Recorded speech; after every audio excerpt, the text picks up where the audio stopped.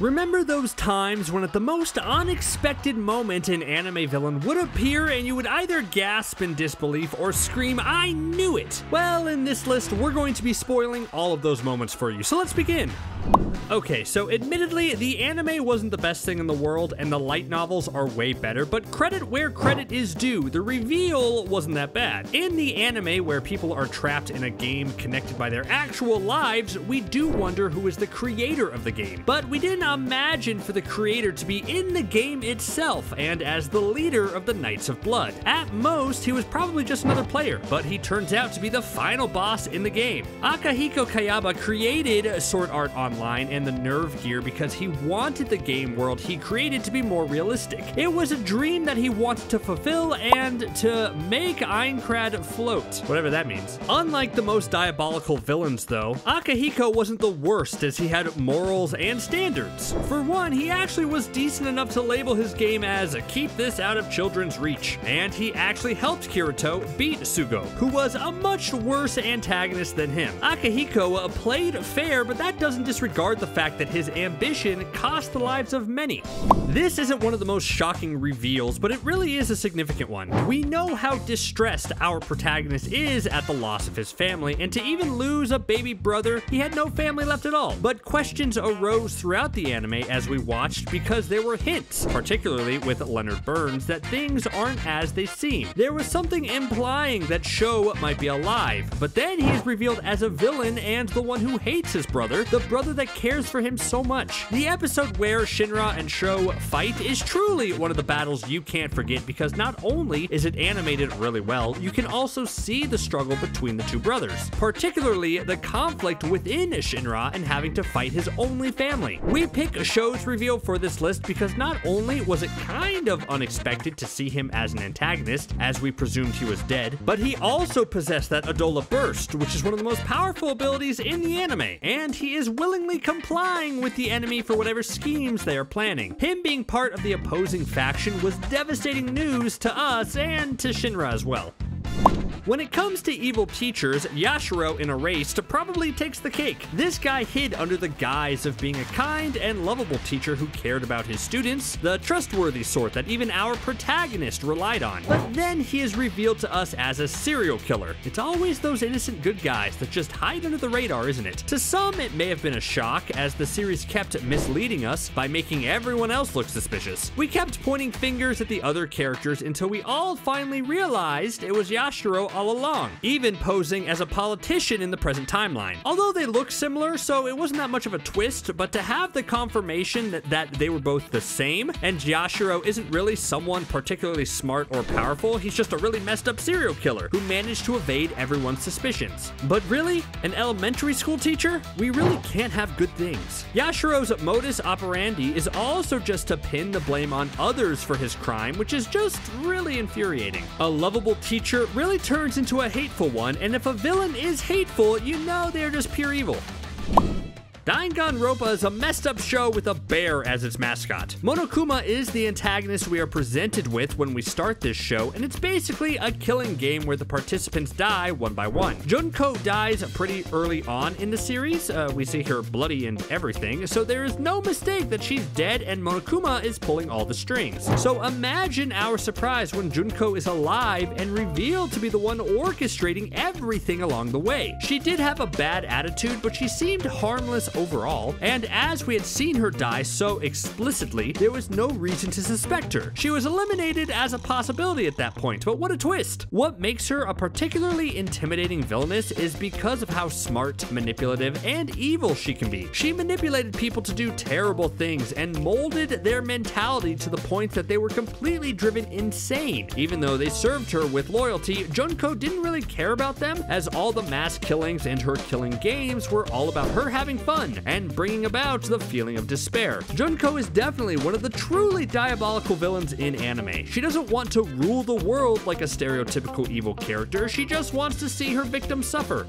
Okay, so when Wrath was revealed as one of the antagonists of Full Metal Alchemist, it wasn't that surprising, right? Yeah, kind of. I mean, I guess the big guy calling all the shots was actually a villain. I mean, we do see it happen quite a lot. It wasn't as shocking as his literal 9-year-old son being the first homunculus homunculus created by Father and the second in command of the homunculi. Pride hid under the guise of being King Bradley's adorable and harmless little son, incapable of hurting a fly. He hid under all of our noses just so we could have the shocker reveal that he's an antagonist. It really was a surprising twist to see such a lovable character devolve into something so horrific and honestly heartless. He had no regards for his homunculi siblings, even killing Greed to fight Edward without shedding a single tear. The homunculi themselves were afraid of him and knew he was no good. Now, when villains call other villains evil, that's really telling you something. Selim was the personification of pride as well, because we see him acting superior and thinking of others as beings beneath him. He took pride in his power and his standing, but eventually his pride led to his downfall, and it was kind of tragic, if you can overlook all the other bad things that he had done, of course. We already know about this anime because of its infamously horrific and messed up scenes, but with the recent rendition of this series, we found something new: Hojo Satoko. So for those of you who are aware of the prior version of this anime, you all remember Shion. She was the one who was one of the most shocking reveals, but now we have Satoko. Compared to Shion, we really couldn't suspect helpless Satoko. She was someone who was a child being unfairly treated, but with an anime full of horrors, you really can't trust anyone. The lengths that Satoko goes through to torment Rika is truly insane, and although we knew that Rika had some sort of powers, it is later revealed that Satoko had them too. She had a very unhealthy obsession and attachment to Rika, which played into her role as a villain, and a grisly one. So with someone so horrifying in a truly horrifying anime, we place her here on this list for being one of the really diabolical villains at such a young age too. Youngsters these days want to go around having ambitions of being villains and psychotic killers instead. What has the world come to? Now, Blackbeard is an interesting villain on this list. When he first appeared, he seemed kind and someone who might become an ally of Luffy, as they even had comedic banter over food. But later, the things that Blackbeard did really made him one of the worst antagonists of the One Piece series. His introduction was very unassuming and he seemed harmless. Even when he did become a villain, we didn't expect him to be capable of so much. But he can wield the power of 2 devil fruits, and the first one in the anime to be able to do so, and both of his devil fruits are really strong. He is a cowardly, greedy, and vile sort of villain that even managed to kill someone like Whitebeard. His actions at Marineford even caused the death of Ace, Luffy's brother. You wouldn't expect him to be so evil with how his personality is portrayed, but that's just what makes him truly diabolical. He is the selfish sort that seeks power no matter what. Blackbeard is just someone who is rotten to the core, and that is what gives him a fitting place on this list. The amount of betrayal and trickery from this guy just really ruins my lunch. There was a lot brewing under the surface since the beginning of Black Clover, and honestly, the Magic Knights seemed suspicious as well. Always with anime like these, there are people in authority that are just really unsettling. The same goes for William Vengeance. When we were all introduced to him and the Golden Dawn being the #1 squadron of knights, we did suspect something was amiss. And what's particularly suspicious was the mask. What's underneath that mask? But eventually our suspicions are dispelled once we saw how kind the wizard actually is. I guess we were wrong about him. And just as we start down that line of thought, it turns out that William was sharing a body with Patolli, the villain who struck one of the most disastrous schemes in the anime. A character with vengeance against humanity and the one who casted the most catastrophic spell, causing a massacre. Who would have thought? Patolli the elf really did terrible things, and his reveal was really such a great plot twist because all along he was actually hiding in plain sight. And the main thing is that his reveal eventually fills in all the plot points we had been missing since the beginning. All for One was being hyped up from very early on, and he was a presence in the shadows. We knew he was a considerable threat since even All Might struggled in a battle against him. We already knew he was really dangerous, and some of us were anticipating the moment he would be revealed to us. We really didn't expect his entrance to be so impactful and significant though, but this is really how you do a villain reveal. Amidst all the chaos in this My Hero Academia episode, there we see him, the most dangerous presence in the series, All for One. It sort of gives you chills once he appears. I mean, he is truly ruthless, eliminating anything that stands in his way, and one of his biggest obstacles was All Might. The episode with the battle between the two was powerful and also heartbreaking, as All Might finally loses all his powers and passes the torch on to Deku, all in his effort to defeat All for One. And the villain understands how All Might thinks and feels, implying applying his intellect in manipulating people. He really caused a lot of harm, and his reign of terror is not over, as it marks the beginning with Shigaraki Tomura. Oh boy. Remember the first time we saw the female Titan? It was the biggest mystery, and then it turned out to be none other than our comrade Annie. With that, new questions came to mind, and most of them unanswered. The discovery that Annie could turn into a female Titan was definitely interesting, but what was actually a bigger shocker and reveal were Reiner and Bertolt, because they were the ones who caused all the events and tragedy since the start by destroying Wall Maria. To see the two who were with you longer than Annie being the biggest, literally, antagonists that actually crumbled your entire world is heartbreaking. We could see during their fight with Eren how betrayed he felt, and it's a given because of their actions. Eren's entire life and even his personality changed completely. And not only they were the ones responsible for one of the biggest anime betrayals of all time, they were also the Armored and Colossal Titans, both which were really powerful forms of Titans. The Armor Titan had really tough skin paired with Reiner's combat ability, and the Colossal Titan's power was literally its enormous size. They really caused massive destruction and took the lives of many. It was a hard pill to swallow having them revealed as villains because of how they showed genuine concern for those they were fighting with. The reveals of all three of these characters was significant to the entire series, which is why we decided to include all of them for this entry. I mean, that's the gift that keeps on giving, right?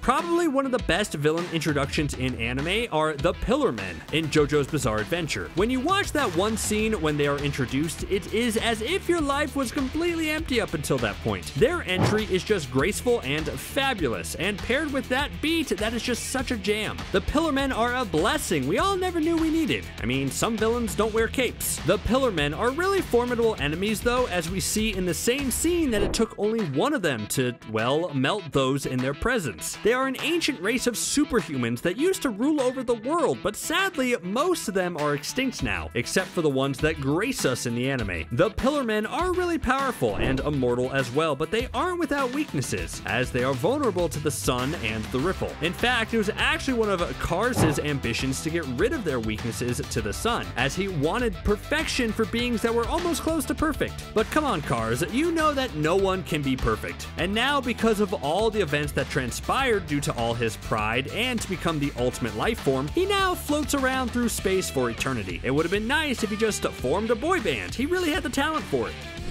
The reveal of Obito Uchiha in Naruto was really a hype moment and also really shocking. The character that we were shown to be dead since very early on in the series was actually alive, and it was none other than Kakashi's close associate and part of the Uchiha clan. You cannot forget that one powerful moment when Naruto uses the Rasengan against Obito's face, smashing his mask and revealing his identity. The moment of realization, or confirmation, that dawns on us at that moment. Oh man, Obito was a really powerful and intelligent enemy, and he did terrible things out of despair, even causing a tragic war. But deep down, he still had the heart of the Obito we were all introduced to all those episodes ago. And unlike some of the villains on this list, he wanted to redeem himself, and actually played the part of a sacrificial hero at the end.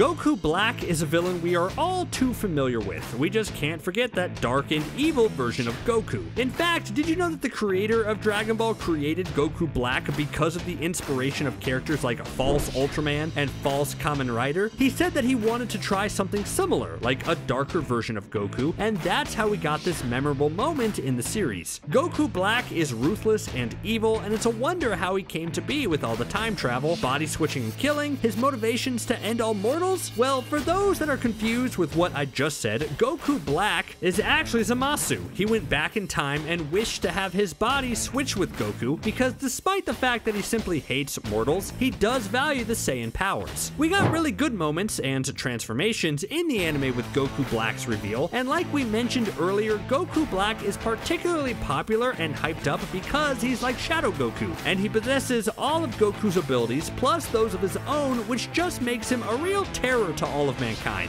Although there are other formidable villains in the anime, like Cell, to mention one of them, we just had to include Goku Black or Zamasu in particular because of how shocking and unexpected it was to see a malicious and immoral Goku. It was a reveal that really made a powerful impression on all of us.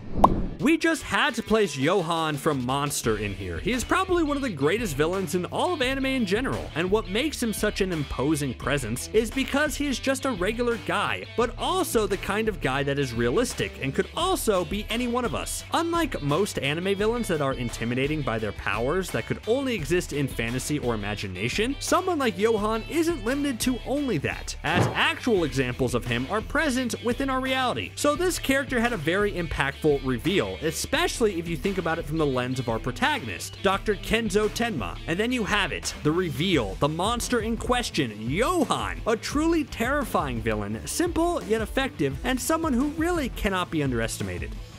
Most of us are no stranger to this one because it is one of the most iconic reveals in anime, and that's Aizen from Bleach. We didn't suspect him at all. He fooled the whole Soul Society and us as well. He was just such a good guy with a compassionate and kind personality that there wasn't even any reason to suspect him. He also died pretty early on, so who would suspect a dead guy? But then eventually the reveal. He slicks back his hair, ditches those glasses, and becomes one of the villains no one saw coming. Not to mention, he is super strong. There was no way of defeating him until, you know, what really led to his defeat. Aizen is definitely one of the greatest villain reveals of all time, and the list would be incomplete without this mention. His entire character from the beginning was an illusion, a manipulation which just plays together so well with his abilities, which also revolve around illusion and manipulation. He is a well thought out villain and a really scary one, so we placed him here because of the degree of threats that he posed with his reveal, the impactful role he played in the series, and the plans he planned, because even this was part of his plan after all.